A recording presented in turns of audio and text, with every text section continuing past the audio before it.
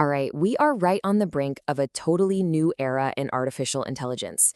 Today, we're not just talking about AI that can think, we're talking about AI that can act. We're going to dive into AI agents and the powerful, powerful tools that are giving them hands to interact with our world. I mean, just imagine this for a second. What if an AI didn't just suggest some code for you, but actually managed your entire code base, pushing updates, fixing bugs, all on its own? Or what if it could plan and book your whole vacation? We're talking flights, hotels, even dinner reservations, all from just a single command. Well, guess what? This isn't science fiction anymore. It is happening right now, and it's all powered by this incredible concept called AI tools. We are giving these AI agents the ability to directly interact with the digital world in ways we've never seen before. But, and this is a big but, connecting these incredibly powerful models to the real world, it's not simple at all. In fact, it introduces a whole new class of risks that are every bit as complex as the technology itself. Okay, so to really get a handle on this challenge, we first have to understand a core limitation of even the most advanced AI. It's this idea that people call the genius in a box problem. You see, at its heart, a large language model is just an incredibly sophisticated pattern prediction engine. It's trained on a massive, but here's the key, fundamentally fixed set of data. And what that means is it's basically locked in time. It has no live connection to the outside world. So think about it. It can do these amazing things, right? It can pass the bar exam, it can compose poetry, write code, but it can't tell you if it's raining outside right now. It just has no way to access live, real-time data.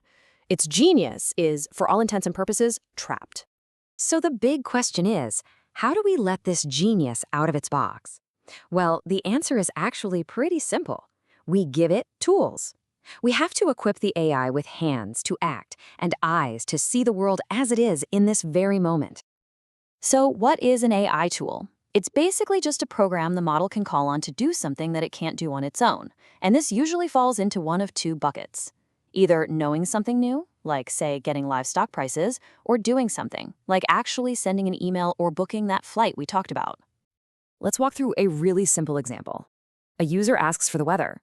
The AI immediately recognizes, hey, I need some outside help for this. So it calls the right tool. That tool goes out, fetches the live data, and then the AI presents the correct answer. This simple little loop, that's the fundamental building block of literally every AI agent out there. But, of course, this leads us to the next huge challenge. Because as the number of AIs and tools just explodes, we run into a new kind of chaos. It's like a digital Tower of Babel, where nothing can easily talk to anything else.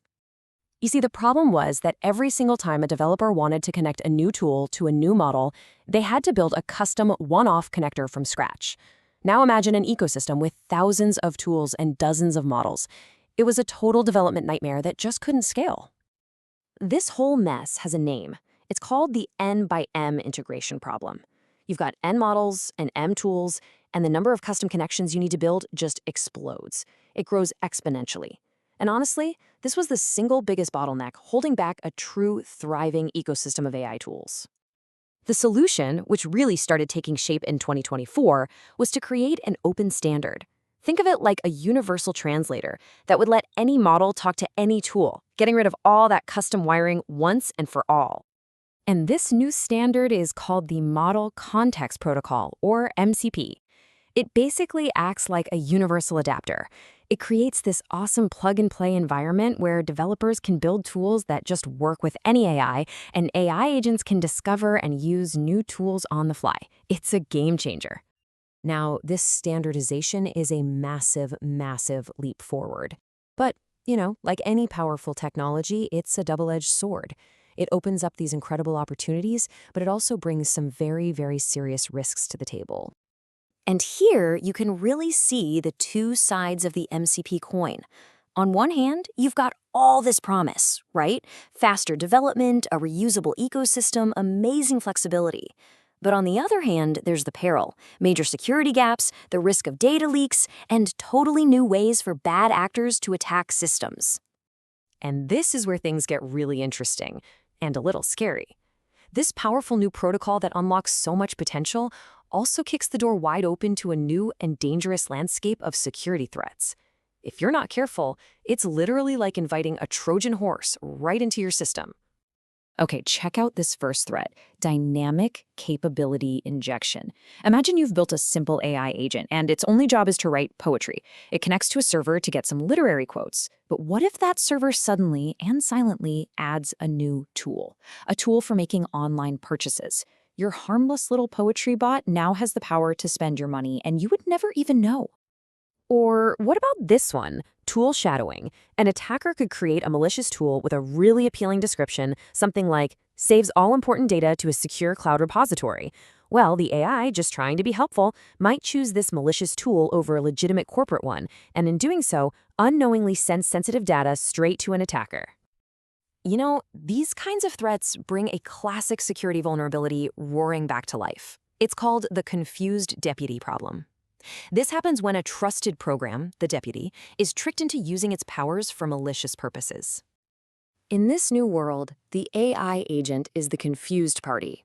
See, it doesn't have any security permissions itself, but it can command a powerful MCP server that does. So an attacker can give the AI a seemingly innocent instruction that actually causes the server to misuse its privileges, making the AI an unwitting accomplice in a major data breach.